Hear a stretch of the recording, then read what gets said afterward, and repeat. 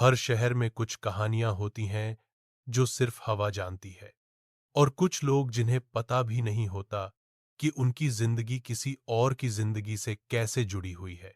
यह कहानी भी कुछ ऐसी ही है। एक सादगी भरे लड़के निवान, एक अजीब सी डायरी और एक लड़की इनाया की, जिसके होने का सबूत सिर्फ उस डायरी के पन्ने देते थे। निवान एक छोटे से हिल टाउन आरुण्या में रहता था। पहाड़ों की हवा, पेड़ों की खुशबू और शाम तक गुनगुनाती ठंडक, ये सब मिलकर आरुण्या को थोड़ा अलग सा बनाते थे। निवान का डेली रूटीन सिंपल था। सुबह 6 बजे उठना, अपने पिताजी के बुक स्टोर प्रकाश पुस्तकालय में हेल्प करना, शाम को घर के ऊपर वाली छत पर बैठना और रात को खिड़की के बाहर खिलते सितारों को देखते हुए सो जाना। उसका कोई खास दोस्त नहीं था। लोग कहते थे कि वो थोड़ा ऑड है, चुप रहता है, सोचता बहुत है और लोगों के साथ ज्यादा घुलता नहीं। पर निवान कहता, मैं लोगों को दूर नहीं करता, लोग ही इतने पास आते नहीं। एक दिन किताबों की दुकान में पुरानी किताबों के ढेर के पीछे एक छोटी सी चमड़े से बंधी डायरी मिली। डायरी बिल्कुल नई नहीं थी, पर पुरानी भी नहीं, जिसे देखकर लगता था कि किसी ने जानबूझकर यहां छोड़ा हो। कवर पर धीरे से लिखा था, कल के पर्चे, आई ए। नीवान मुस्कुराया। आजकल ऐसे शीर्षक कौन लिखता है? वह डायरी खोलता है और अगले ही पल उसका दिल रुक सा जाता है। डायरी में लिखा था, आज 16 जुलाई को तुम बुक स्टोर में एक डायरी पाओगे। तुम इसे रात को पढ़ोगे। डरना मत, मैं तुम्हारी जिंदगी में आने वाली हूं। इनाया। नीवान डायरी बंद कर देता है। यह कैसे हो सकता है? यह डायरी कैसे जानती थी कि मैं इसे आज पाऊंगा? लेकिन जिज्ञासा प्रबल थी। रात को वह डायरी फिर खोलता है। अगले पृष्ठ पर लिखा था, 17 जुलाई, कल तुम्हारे स्टोर में एक लड़की आएगी। उसके बालों में नीली क्लिप होगी। मैं तुमसे द साइलेंट आवर्स किताब मांगूंगी। उसे वो किताब देना। निवान ने डायरी साइड रख दी। पागलपन लग रहा है, पर देखते हैं। बुक स्टोर खुला ही था कि एक हल्की सी झंकार बजी, दरवाजा खुला। एक लड़की अंदर आई। उसके बालों में नीली क्लिप थी। निवान के हाथ से किताब गिरते गिरते बची। उम्मा, हाय, मैं एक किताब ढूंढ रहा हूं। The silent hours. निवान के होंठ हिल गए। वो कुछ बोल नहीं पाया। आखिर ये सब डायरी में लिखा हुआ था। वो किताब उसने तुरंत दे दी। लड़की ने मुस्कुराकर कहा, थैंक्स। आपका नाम? न, Nivaan. Nice name. I am Risha. Diary में तो लिखा था इनाया। ये ऋषा कौन है? ऋषा ने एक लम्हा उसकी तरफ देखा और फिर स्टोर से निकल गई। निवान डायरी के अगले पन्ने पर भाग कर गया। वहां लिखा था, तुम सोच रहे हो कि लड़की का नाम इनाया क्यों नहीं था? चिंता मत करो, मैं आऊंगी। ऋषा सिर्फ एक शुरुआत है। निवान की धड़कन बढ़ गई। अगला पृष्ठ, 18 जुलाई, कल शाम को तुम्हारी बिजली जाएगी। उसी वक्त तुम छत पर किसी को देखोगे। मत डरना, वो मैं हो सकती हूं। निवान चिढ़ गया। यह डायरी भविष्य बताती है क्या? यह सब मजाक हो सकता है। 18 जुलाई की शाम बिजली गई। छत पर हल्की सी छाया जैसी गतिविधि हुई। निवान ऊपर गया, पर वहां कोई नहीं था।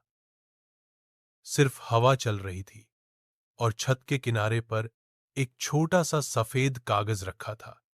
कागज पर लिखा था, मैंने तुम्हें बताया था, मैं आ रहा हूं। नीचे छोटी सी प्रारंभिक, आई ए, इनाया। 19 जुलाई को डायरी में लिखा था, आज रात को 10:07 पर खिड़की मत बंद करना। निवान ने सोचा, चलो कर ही लेते हैं, देखते हैं क्या होता है।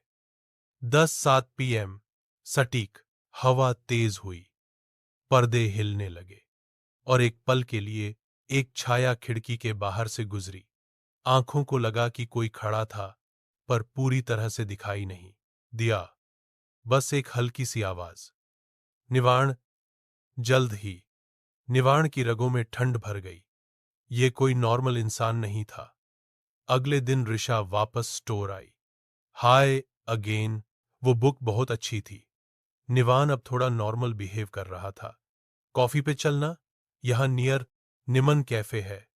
निवान शॉक्ड। डायरी में कुछ नहीं लिखा था इस बारे में। वो दोनों कैफे गए। ऋषा बहुत चीयरफुल थी और निवान को भी उसकी कंपनी अच्छी लगी। कॉफी के बाद जब ऋषा अपनी बैग जिप कर रही थी, एक छोटा चांदी का सिक्का उसके बैग से गिर गया। सिक्के पर खुदा था, आई ए निवान। यह क्या है? ऋषा भ्रमित थी। ये तो मैंने कभी देखा ही नहीं।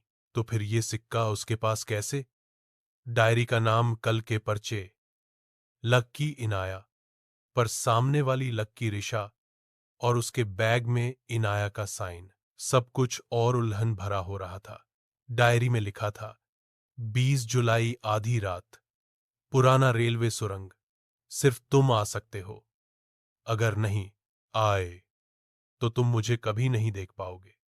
नीवान ने सोचा कि शायद ये सब भ्रम है, पर इतने संयोग संभव नहीं थे। आधी रात मैं पुराने सुरंग के पास गया।